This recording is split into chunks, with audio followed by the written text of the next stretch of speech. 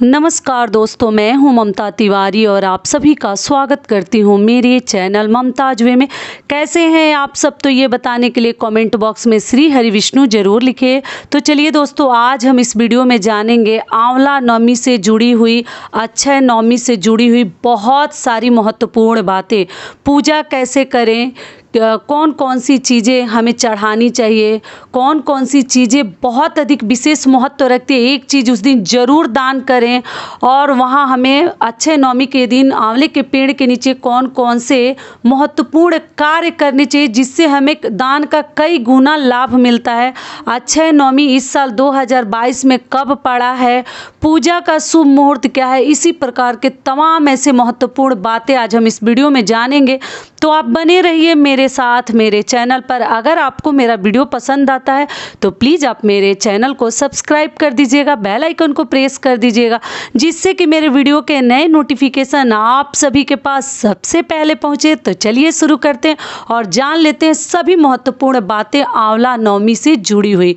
ठीक है, तो सबसे पहले आपको बता दूं कि 2022 में आंवला नवमी, अक्षय नवमी का त्यौहार पर्व 2 नवंबर को पड़ रहा है। दिन क्या है, बुधवार। ठीक है, ऐसे 1 नवंबर से ही रात्रि से शुरू हो जा रही है नवमी तिथि, लेकिन 2 नवंबर को उदया तिथि में हम अक्षय नवमी का व्रत मनाएंगे, पर्व मनाएंगे। ठीक है, उस दिन क्या क्या नियम है, क्या क्या हमें करनी है, सब कुछ मैं आपके साथ शेयर करूंगी। एक चीज़ का दान उस दिन अवश्य करिएगा। तो सबसे पहले नियम है कि अक्षय नवमी के दिन हमें नियम है कि आंवले के पेड़ की पूजा करनी चाहिए। तो आप सबसे पहले सुबह सवेरे, अगर आप कार्तिक स्नान कर रहे हैं, तुलसी पूजन कर रहे हैं, आप पूरे कार्तिक अगर पूजा नहीं की है तो ऐसा माना जाता है ना कि देवउठनी एकादशी के दिन अगर आप पूजा कर लें, तुलसी माता का 365 दीपक जला लें, अक्षय नवमी का व्रत कर लें, मतलब कार्तिक तो महीना ही विष्णु भगवान को बहुत अधिक प्रिय है। और जो आंवला का पेड़ है ना, और विष्णु भगवान और माता का, लक्ष्मी का स्वरूप माना जाता है, माता लक्ष्मी का। तो इसलिए बहुत अधिक मतलब ये शुभ और पावन और पवित्र महीना है। तो अगर आप पूरे कार्तिक स्नान नहीं किए हैं, केवल ये सब कार्य कर लेते हैं, एकादशी का व्रत कर लेते हैं, तुलसी माता का विवाह कर लेते हैं, आंवला नवमी का व्रत पूजा पाठ कर लेते हैं, दान उपदान कर देते हैं, तो आप तो मान लीजिए कि मतलब इतने सारे फल और पुण्य फल आपके झोली में आ जाएंगे ना कि आपको विश्वास नहीं होगा। ऐसे ये महीना बहुत ही पवित्र महीना माना जाता है कार्तिक का। तो सबसे पहले आपको स्नान ध्यान करके साफ सुथरा वस्त्र पहन के, जो कि सभी को मालूम है, बताने की ज़रूरत नहीं है, घर में झाड़ू पोछा अगर करती हैं तो पहले घर द्वार साफ कर लेनी चाहिए। घर को बासी छोड़कर कहीं पूजा नहीं करनी चाहिए। घर द्वार साफ करके, खुद को साफ सुथरा करके, एक साफ ड्रेस पहन, मतलब वस्त्र धारण कर लीजिए। और उसके बाद आपको सूर्य देव को जल दे लीजिए। सूर्य देव दिख रहे हैं फिर तो भी, नहीं दिख रहे हैं तो भी, हम प्रत्यक्ष रूप में सूर्य देव की पूजा करते हैं, आप लोग को मालूम ही है, तो आप जल दे दीजिए। उसके बाद आप जो है आंवले के वृक्ष की भी पूजा कर सकते हैं, अगर आपके पास, आपके आसपास है तब। ऐसे लोग गमले में भी लगा कर रखते हैं, क्योंकि आंवले की ही उस दिन पूजा किया जाता है। तो आप पूजा में जल, गंगा जल मिश्रित भी जल डाल सकते हैं, थोड़ा सा दूध डाल के भी जल दे सकते हैं। और जाकर आपको जल देनी चाहिए जड़ में। फला हुआ आंवला का अगर वृक्ष हो, पेड़ हो तो और भी अच्छा है। लेकिन मान लीजिए अगर नहीं मिलता, आप छोटा सा पौधा अपने घर में लगाए हैं गमले में, तो उसकी भी पूजा कर सकते हैं, कोई दिक्कत नहीं है। क्योंकि फला हुआ ज़्यादा बेहतर है, सभी लोग को मिलना मुश्किल है, हर जगह नहीं मिल पाएगा पुराना पेड़। ठीक है, तो आप जो है जल दे लीजिएगा। जल देने के बाद क्या करना, 5 परिक्रमा लगाया जाता है, 5 या 7। तो 5 या 7 परिक्रमा लगा लीजिए। आप रक्षा सूत्र के साथ भी लगा सकते हैं, या कच्चा धागा से परिक्रमा लगानी चाहिए। तो आप 5 या 7 बार लगा लीजिए। उसके बाद क्या करनी है आपको कि वहीं पर भोजन बनाया जाता है। अगर आपसे पार लगता है, वहाँ चूल्हा वगैरह बनाकर ईंटें से जोड़ के, और हम लोग अपने ज़माने में बच्चे थे तो वहीं बनाया जाता था, खाया जाता था। और हम लोग ब्राह्मण हैं तो हमें बहुत सारे लोग खिलाते थे, छोटे छोटे बच्चों को ब्राह्मण को खिलाया जाता है। मान लीजिए कि आपको बच्चे मिल जाए ब्राह्मण देवता के, तो उनके बच्चों को भी खिला सकते हैं। अगर नहीं मिलते हैं तो अगर ब्राह्मण देवता ही खुद मिल जाए, ब्राह्मण देव मिल जाए तो और भी अच्छी बात है, तो आप खिला सकते हैं। अगर मान लीजिए आप वहाँ भोजन नहीं नहीं बना रही हैं तो आपको क्या करनी है कि आप जो छठ पूजा का ठेकुआ होता है ना, जिनके यहाँ छठ पूजा हुआ है उनके लिए बता दूं, ठेकुआ भी आप ले जाकर वहाँ पर प्रसाद के रूप में सब परिवार आप लोग खा सकते हैं। तो मान लीजिए आप लोग, कई लोग हैं जो छठ पूजा नहीं करते हैं तो वो ठेकुआ कहाँ से लेंगे, तो आप मीठा लड्डू कोई भी चीज़ आंवले वृक्ष के नीचे आप लोग खाइएगा। नमकीन से शुरुआत मत कीजिएगा, सब परिवार जाकर वहाँ पर स्वास्थ्य के लिए और सुख शांति के लिए, शुभता बनाए रखने के लिए आंवले वृक्ष के नीचे भोजन ग्रहण करना बहुत अधिक शुभ माना जाता है। ठीक है, पूरी बात अच्छे से आप लोग समझ लीजिएगा। तो आप क्या कीजिएगा, मिठाई या लड्डू का पैकेट ले लीजिए, वही चढ़ा दीजिएगा और फिर आप सभी आदमी आपस में मिलजुल कर खा लीजिएगा। ठीक है, हम लोग तो आंवले के पेड़ के नीचे अपना ठेकुआ लेकर ही चले जाते हैं, वहीं खा लेते हैं और हमारा जो है अक्षय नवमी का पर्व हम लोग मना लेते हैं। अगर वैसी सुविधा है, अच्छे जगह पे है, तो फिर आप भोजन वहाँ पर बना भी सकते हैं, हर चीज़ ले जाकर जो एकत्रित करके। लेकिन सभी लोग से पार नहीं लगता, पहले लोग करते थे, अभी बहुत कम लोग करते हैं। तो ये हो गया। और हमें उस दिन दान क्या क्या करनी है तो चलिए वो भी बता देती हूँ। तो देखिए, आप जो है ना, ब्राह्मण के लिए मतलब एक धोती कुर्ता सूट का कपड़ा हो, मतलब जो ही शर्ट पैंट का कपड़ा हो, और उनके वाइफ के लिए मतलब ब्राह्मणी के लिए भी आप साड़ी वगैरह का दान कर सकते हैं।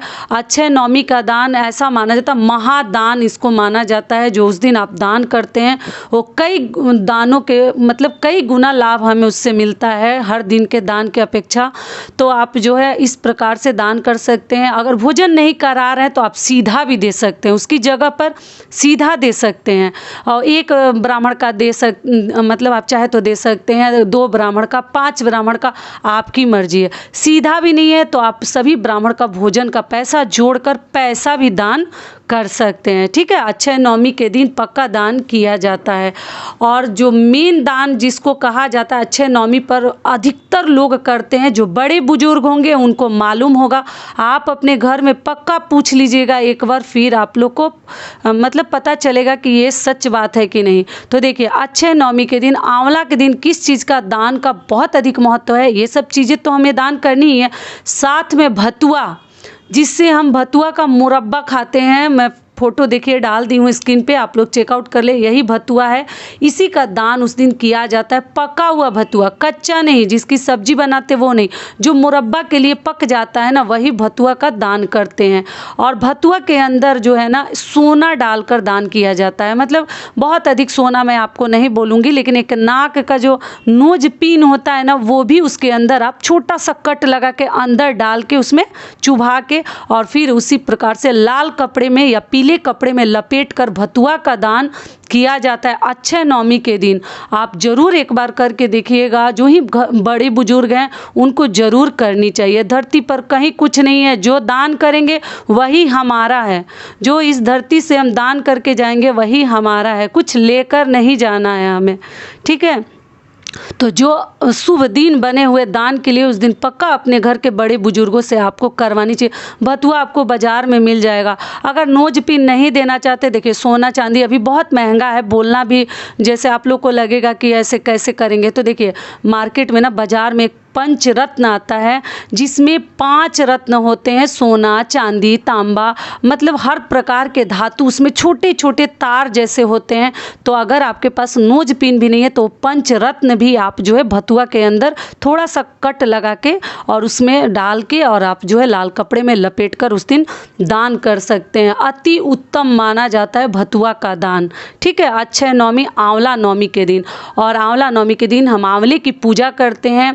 आंवला जो है हम दान भी करते हैं, सोना के स्वर्ण के समान उस दिन आंवला का दान माना जाता है। तो अब 5 आंवला भी, 7 आंवला, 11 आंवला, क्योंकि उस दिन आंवला जो है महंगा हो जाता है मार्केट में। जितना प्रतिदिन जैसे आपको सस्ता मिलेगा ना, वैसे नहीं मिलता है। अक्षय नवमी के दिन अधिकतर लोग खरीदते हैं, पहले से ही खरीद कर रख लेते हैं और आंवले का दान करते हैं, आंवले से पूजा भी करते हैं, भगवान को चढ़ाते हैं। तो इसी प्रकार से आपको करनी है। ठीक है, सारी बातें समझ में आ गई। पूजा का शुभ मुहूर्त क्या है, तो सुबह से लेकर दोपहर तक है, लेकिन ऐसे मैं टाइमिंग जो है स्क्रीन पे लगा दूंगी, आप लोग चाहें तो चेकआउट कर सकते हैं। सारी बातें क्लियर हो गई। तो अक्षय नवमी 2 नवंबर को पड़ा है। फिर देखिए एक बार आपको याद दिला दे रही हूँ, और कभी भी वहाँ जब आप लोग खाइए तो मीठा ही खाइएगा, ठीक है। नमकीन खा सकते हैं, मना नहीं करूँ, लेकिन मीठा से ही शुरुआत कीजिएगा। और पूजा पाठ करके प्रणाम करके आप आ सकते हैं। आंवले के पेड़ को देखिए बच्चे वगैरह तोड़े ना, क्षति मत पहुँचाइएगा।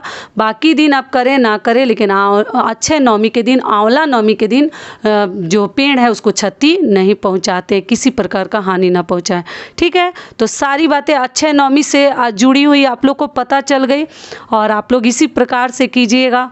तो आशा करती हूँ, उम्मीद करती हूँ कि इस वीडियो से मेरी बहनों को बहुत अधिक लाभ मिलेगा, माताओं को। फिर मिलती हूँ एक नए वीडियो में, तब तक के लिए नमस्कार। स्वस्थ रहिए, सुरक्षित रहिए, और जहाँ कहीं भी रहिए खूब खुश रहिए।